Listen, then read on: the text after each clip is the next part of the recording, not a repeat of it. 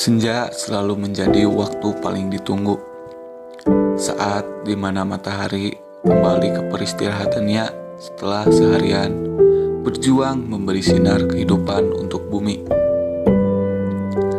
Tidak ada yang perlu diterka, karena semua telah melaksanakan perannya. Lambat laun jarak akan memberikan jeda, waktu akan menciptakan sebuah rasa, dan keadaan akan berubah sebagaimana mestinya. Bersiaplah untuk menyusun setiap kejadian yang datang agar menjadi sebuah cerita lengkap di kemudian hari berikutnya.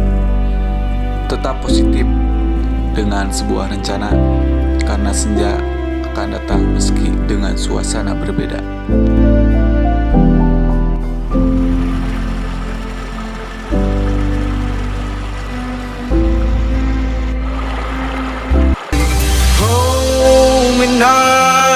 Give me back my mind, my thoughts that you're taking. Stop me to